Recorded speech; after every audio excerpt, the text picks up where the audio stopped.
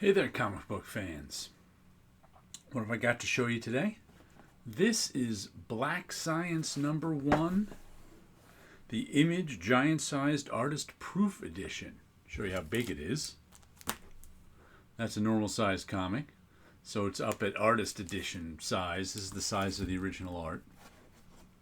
And this was actually sent to me by a viewer. What's his name? His handle is Cute MK Ultras, which makes me think he's running a psyop on me.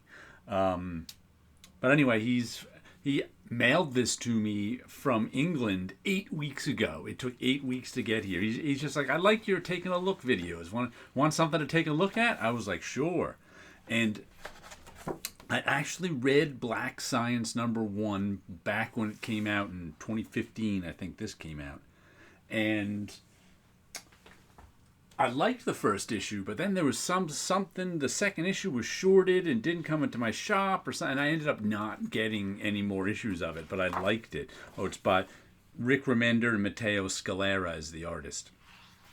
And they're just, matter of fact, I think this week is this Monday is final order cutoff. They've collected this whole series in a soft cover omnibus like edition. It's like 43 issues for $60. And it's in color. This is the black and white artist proof one. And this artist proof is terrific. It looks like natural media, i.e. ink. But I'm not 100% sure these days because sometimes you can't always tell. But it looks like he's doing this with ink and brush. And wow, Matteo Scalera is a terrific artist. Look at that. Oof, right there. He's great at storytelling. Yeah, this panel right here. Whoops. Where's that one below? Oh, can't get. This panel right here is terrific with lots of subtle darks in it. And I like, you can see that this looks like actual ink wash over here. But you can never tell these days, with digital being so good at duplicating natural media. Oh wow, look at that giant turtle on the world on the giant turtle's back. I think that's one of the the Earth's origin stories that comes from North America or South America somewhere. I remember that turtle story. But wow, what a nice double page spread with the Incan temples on the top. Once again, beautiful. He does beautiful stuff with like black silhouette. He really knows how to beautiful drawn panel there with the foreshortened exaggeration on the foot. And just I love his black and white silhouette work. He's got that Bill Sienkiewicz thing where he throws down lots of ink too. Like just sort of the brush work and line work in this right here is really nice. And it's just, I get that's supposed to be like the side of the mountain going up or the side of the hill. Another look. Beautiful right there. Once again, he's great at laying black ink down on the paper. And he doesn't, you see a lot of like artists and inkers sometimes don't know how to make black meet black and outline things. He's not doing any of that. Look at that. Another beautiful black and white shaped silhouette right there. Really like that. This guy's face down here. Very nicely done. This really looks nice at full size. Beautiful. All the brush strokes going in the direction of him popping up. Lots of speed lines in this one too. Lots of action lines going across. Even in the water, we got these action lines. All sorts of things. That's a beautiful panel too, with all that gray ink wash for the water, with the white over top of it. Yeah, this also leads me to believe it's natural media too, because you can see some sort of transparency through the white. It's not 100% opaque. When you do this stuff digitally, often the white is 100% opaque. and it's not always that way. But you know, you could probably duplicate that digitally now with the edges being not 100% opaque. But not everybody does when they, oh, giant frog creature. This face is very what's like Bernie Krigstein. His face is like that. Is very much looking like Bernie Krigstein, the EC artist who did the Master Race amongst other things. So more great silhouette stuff. And it's not even really. It's like some of it is silhouette, some of it is like graphic design in the figure drawing because he's got white pieces in there. Like this. This is all graphic design sort of drawing. Very nice. All sorts of different brushwork. I was just complaining about some comic on our show Friday night about some comic I bought that all the drawing was done in one line weight, and it drove me to distraction because it looked like it was traced because everything was one line weight. This has got so many line weights in it. It's incredible. Look, I mean, just look at those stairs over there. He just made them with brush strokes. Like they're just sort of the gesture of stairs. They work really well. What else do we have here? Ooh, some frog faces with... And he's really working like white paint on top of black ink sometimes with all this splashing or stuff. Once again, it reminds me of Sienkiewicz a little with him just throwing ink.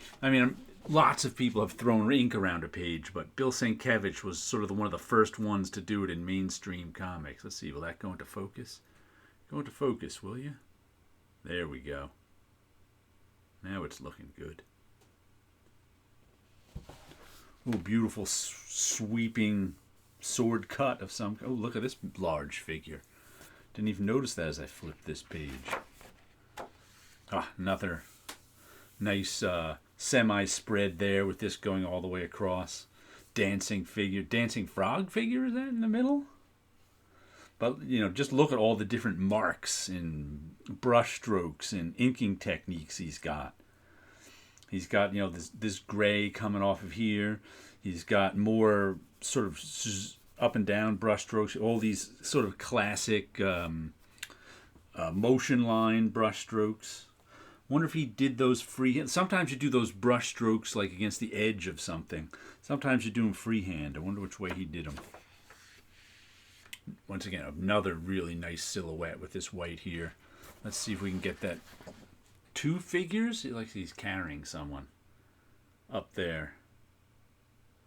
Just some ink thrown all around to make it look more like motion, and he's exploded out of that window. Nice feet down there. He's just tossing ink all over these pages in a good way. Oh, look at that. That's a nice establishing shot. Look at that inky blackness back there that sort of looks like space, sort of looks like foliage. Looks like we got some trees back there. A lot of richness in the darks back there. Some straight up black and white going on in the foreground here, sort of opposed to this, all this rich darkness. And then more look at that. I mean, just putting that ink down there on that paper looks nice. More marks, big, thick, chunky ink marks here. More of those stairs that are just sort of directional. Ooh, I like this silhouette over here too.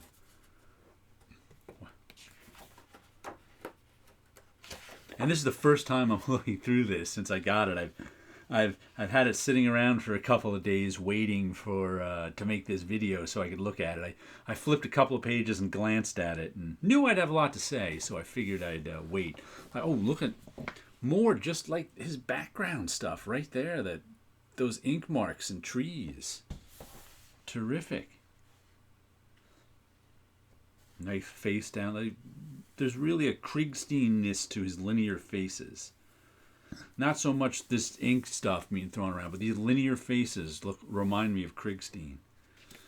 So some nice grays in these spacesuits here. Up there's just some technique going on there with this stuff disappearing. Once again, the woodenness of whatever this trench they're in. It looks like a World War I trench, and these are the wooden slats. What else do we have? Ooh. I like that spaceship in the middle especially. All that inky goodness in the bottom of the spaceship. Oh, look, must be a World War I trench. There we go. There's the wood. To be continued.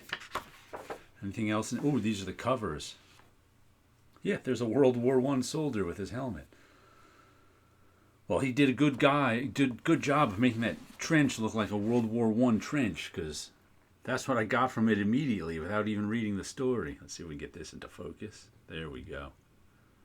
Some faces. Another face over there. Ooh, hold on. See if I can hold it steady.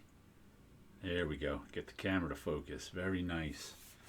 Issue to cover 2, issue to cover 5.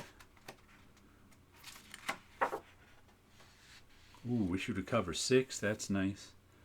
Wow, this Wes Craig Deadly Class ad even looks nice. And this was in color too. This original, this cover for must be issue 1 or the. But even that looks nice in black and white because it's so well designed and drawn by Wes Craig.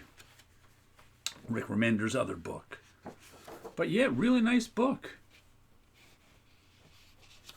Hopefully, cute MK Ultras didn't put any of that CIA LSD on the pages, and I won't be, tripping or anything like that. But if I do, this is a nice book to look at as I'm tripping, I guess, on CIA LSD. For those of you who don't know what MK Ultra is, look it up.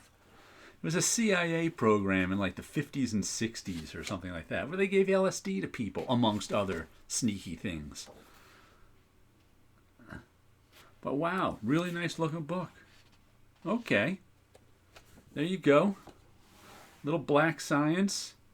Artist proof edition. Hope you enjoyed looking at it. And check out the... I might order that omnibus of it. I'll see if I'll have to save up the money. I think it's $60. But it's 43 issues, so it's definitely a bargain. I'm going to see if I can save up that money for by the time it comes out. But I'll have to order it today. All right, there you go. Black Science. And you guys have a good day.